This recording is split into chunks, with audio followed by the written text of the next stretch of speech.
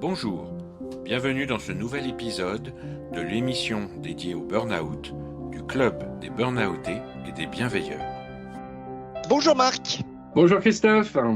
Alors, dans notre newsletter de février 2023, on avait parlé d'un projet de livre intitulé Chronique d'un salarié en déstress, dont le but était vraiment d'aider le plus de monde possible à comprendre le mécanisme du stress chronique qui mène à l'épuisement professionnel. Et on avait trouvé super intéressant, et on l'avait suivi jusqu'à son aboutissement. Et puis, on l'avait partagé d'ailleurs dans un post, ensuite dans notre newsletter.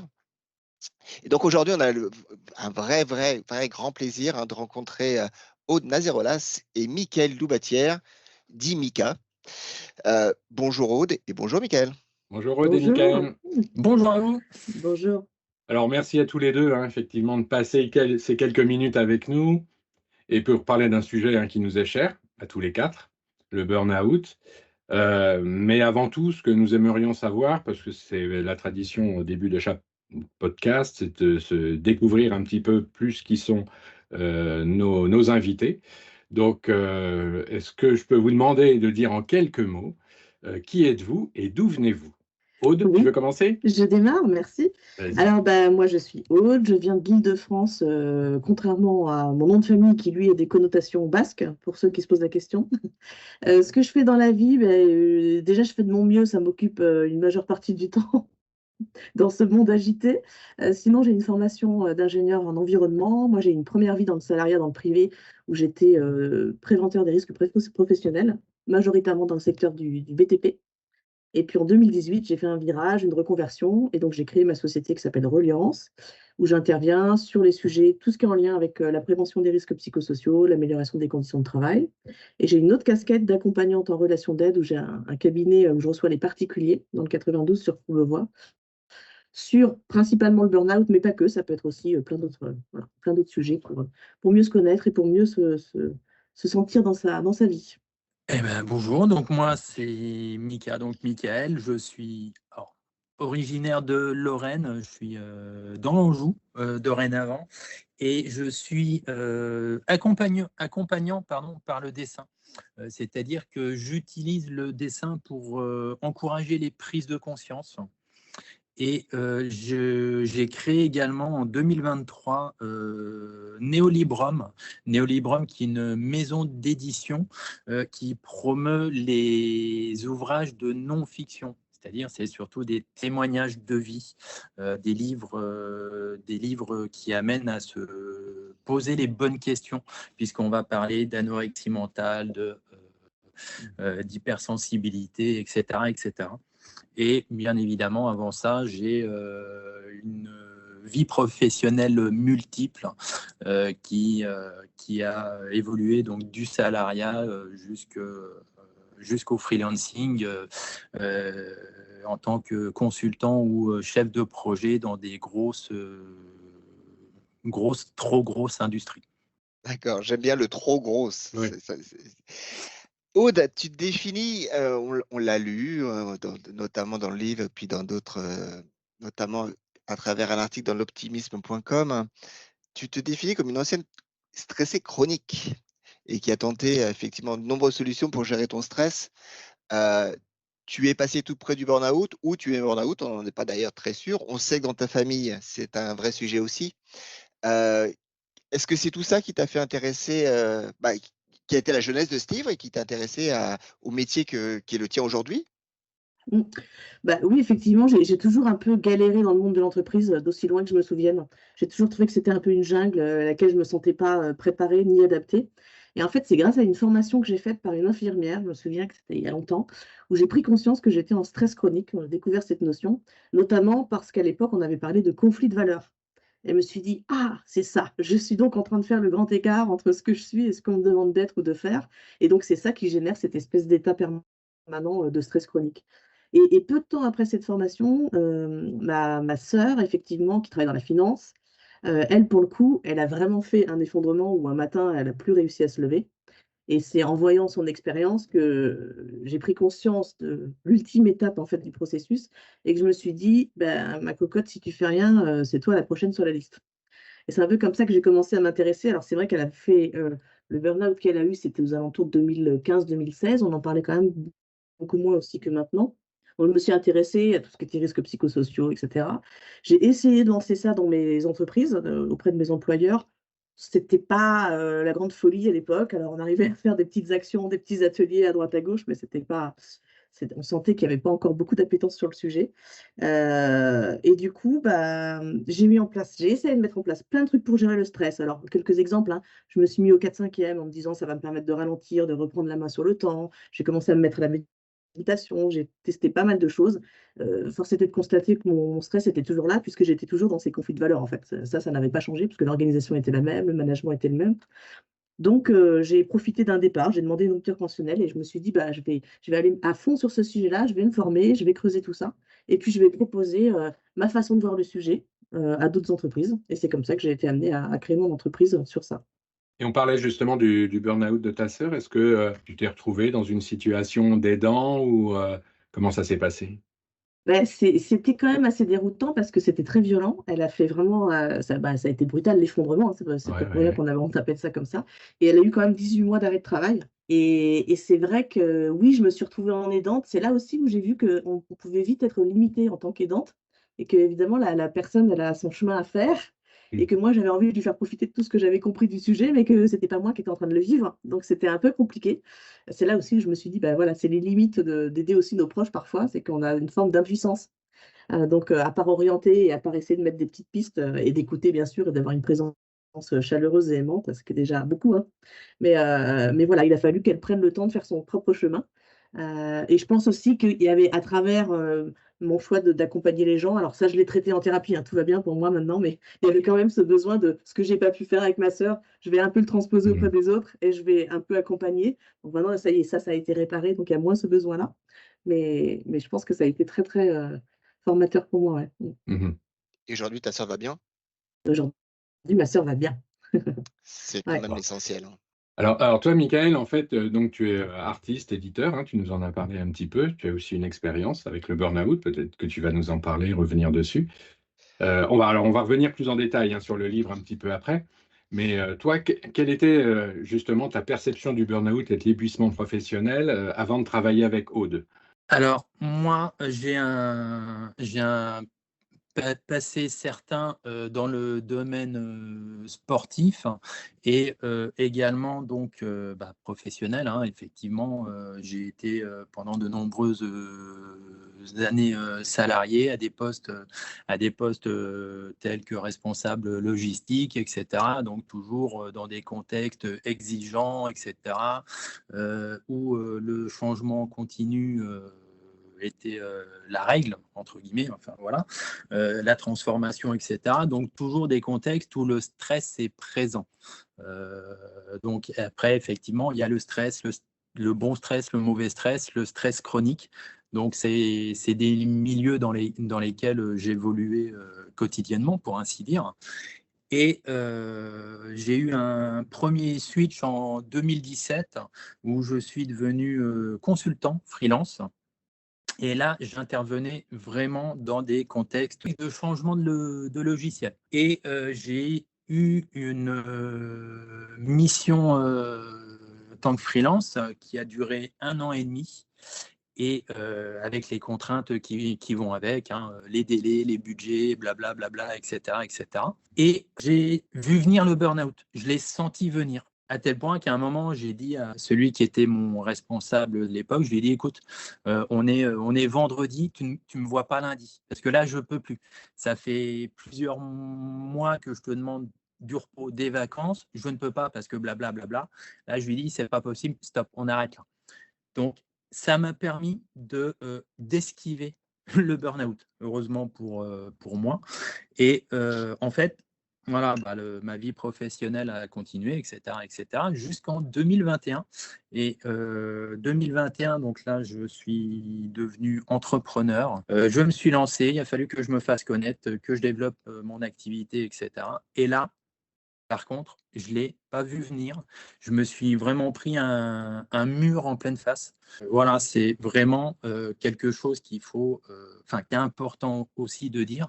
Salarié ou assimilé salarié, j'ai esquivé un burn-out. Entrepreneur, freelance, à mon compte, j'ai fait un burn-out. On en parlait quand on a préparé le podcast, hein, on parle de métier passion. Et puis évidemment, les entrepreneurs et les entrepreneuses, vous avez cette nécessité de faire rentrer les sous, hein. C'est qu'on prend tout venant, quoi, si je peux me permettre. Donc tous les clients qui viennent, on est tellement contents qu'ils viennent qu'on prend tout. Et en fait, je pense que notre expérience, très vite, elle va nous montrer que c'est pas du tout un bon choix et que quand on commence à savoir cibler et à dire non à ce qui est pas juste pour nous, bah, ça laisse aussi de la place pour des clients qui sont bien plus raccords avec nos valeurs. En tout cas, c'est l'expérience que j'ai faite et qu'on partage souvent entre entrepreneurs.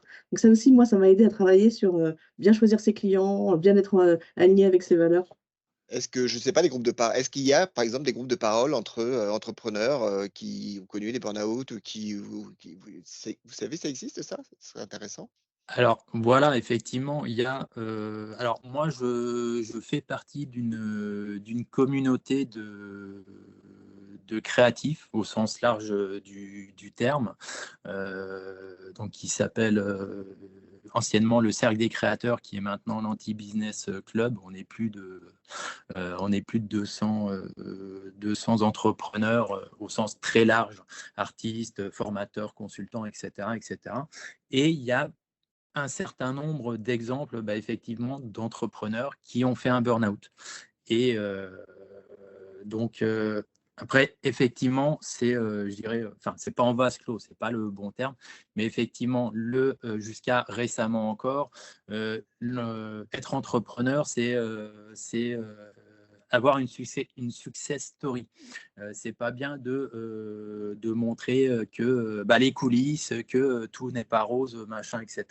Même si c'est un peu en train de changer sur les réseaux sociaux, notamment LinkedIn. Hein.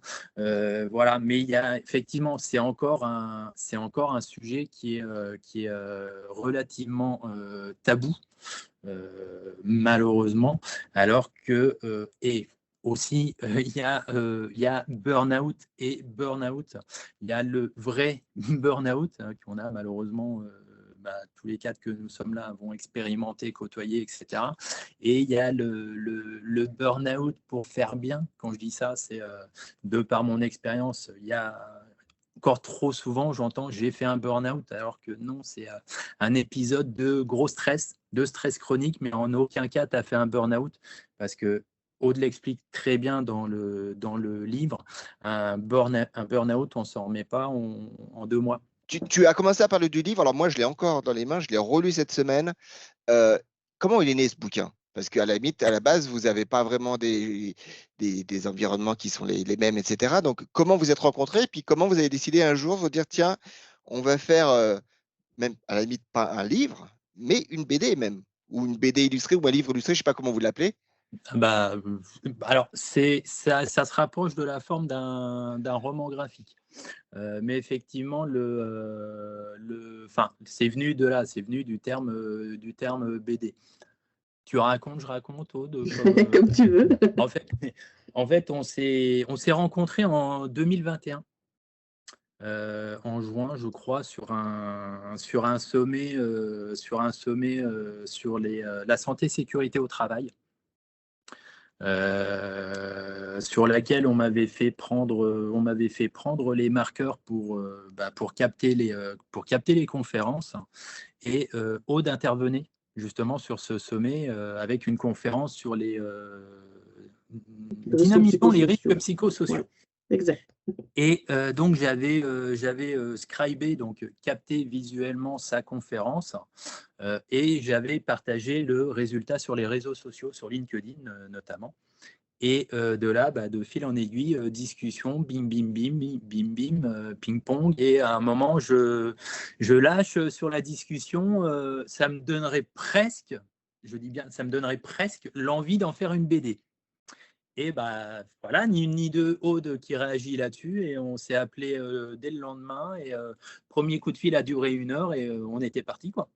C'est vrai que moi, c'est comme quoi c'est vraiment un projet qui naît d'une rencontre, parce que quand j'ai vu le travail qu'avait fait Mika sur ma conférence, c'est la première fois que du coup quelqu'un avait mis en image cette conférence, et ça m'avait quand même impressionné de dire mince, comment, avec tout ce que j'ai raconté pendant 1 heure, il y a un gars avec ses stylos, il arrive à faire un récap, et en fait, en 2-3 coups d'œil, il y a la substantifique moelle de ce que j'ai dit pendant 1 heure. Et ça m'avait vachement impacté de me dire, mais mince, on peut, une façon de transmettre le message qui est hyper impactante.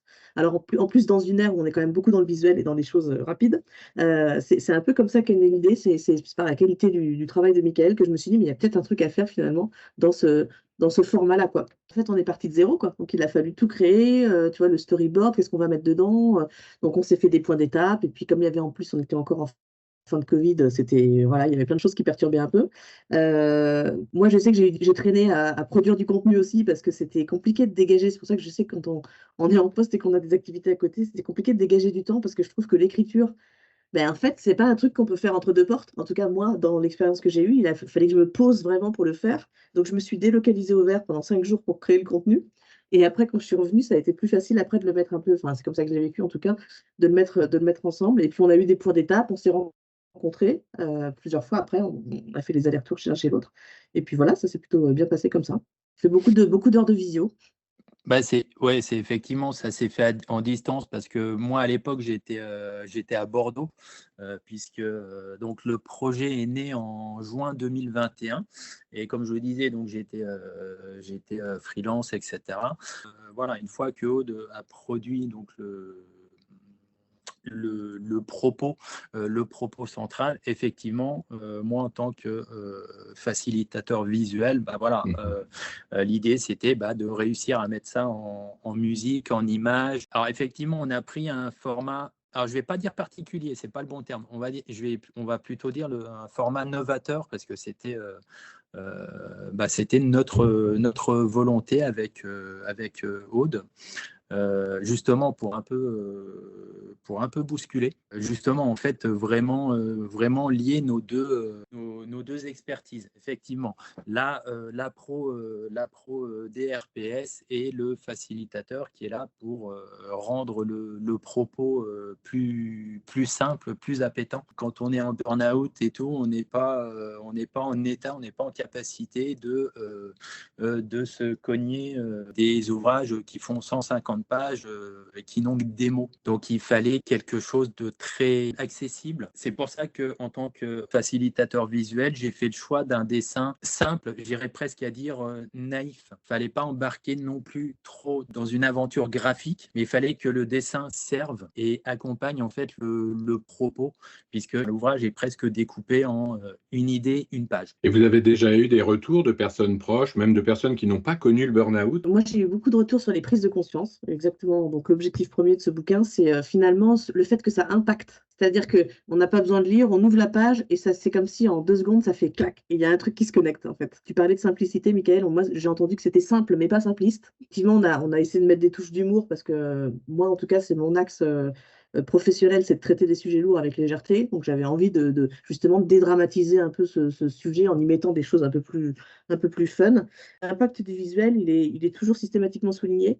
Et c'est exactement ce que disait Mika, c'est que quand on est en fait, déjà, quand on est en burn-out, c'est rare qu'on s'intéresse au sujet, puisque parfois, on est quand même souvent dans le déni de la situation. Et donc, ce qui nous a fait vachement plaisir, c'est que les gens qui ont acheté le bouquin pour le découvrir ou pour nous soutenir au départ, finalement, il y en a plein qui en ont racheté pour l'offrir à des gens potentiellement concernés. Ça nous a fait vraiment chaud au cœur de se dire, oui, effectivement, c'est pas une lecture vers laquelle les gens vont aller spontanément s'ils sont dans la situation, mais si c'est un proche qui leur offre aussi un peu en disant, voilà, prenez soin de vous, on vous aime et on espère que ça va. Ça, c'était quand même un super cadeau, quoi. Moi, les retours que j'ai eus, c'est punaise, mais j'aurais aimé le lire il y a 2 ans en arrière, il y a 3 ans en arrière, quand ça m'est arrivé. Pourquoi ça, enfin voilà, ça n'existait pas. Mais en fait, nous, à aucun moment, on s'est dit que c'était risqué. On a toujours été sûr que ça allait fonctionner. Et on a besoin d'ouvrages de cette sorte. On a besoin d'ouvrages aussi faciles. Le livre, on le prend, on le lit en 45 minutes. On ne se prend pas la tête. C'est une page, une idée, une notion, une punchline. C'est très facile, très facile à lire et très accessible, effectivement. Maintenant, 2024, quels sont vos projets? Vous en êtes où? Alors, individuellement, ensemble, on ne sait pas. Alors, 2024, essayer de faire grandir autant que je peux mon bébé, Néolibrum, puisque sa raison d'être, c'est de proposer des ouvrages qui amènent à réfléchir sur des sujets pas faciles. L'accompagnement par le dessin également, pour justement accompagner ça. Et comme c'était ma première expérience, etc., bah voilà, maintenant le Mika qui ado se rêvait illustrateur BDiste, bah ouais, bah voilà, il est lancé entre guillemets. Donc j'ai plusieurs idées ou projets de livres et j'ai un projet de roman graphique traitant mon vécu par rapport au burn-out et qui répond également à une demande que j'ai un peu eue, moi de mon côté. Et toi, Aude? Aude? Et ben moi, le burn-out, ce bouquin, c'était vraiment une façon pour moi de transmettre ce que j'avais compris du sujet.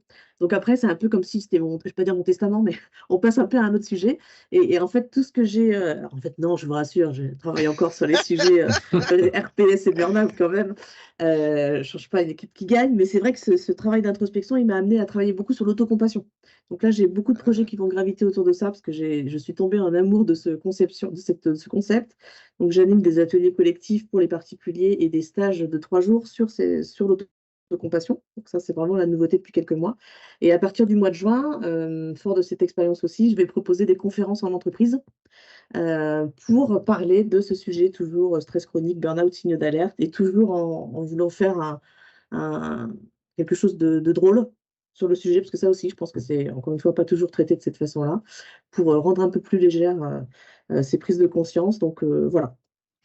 En tout cas, on souhaite longue vie au livre, hein, qui va continuer sa vie. Hein, maintenant, c'est bon, hein, vous l'avez lâché, donc il va vivre sa vie lui-même. Et puis, bah, merci beaucoup hein, pour le temps qu'on a passé ensemble.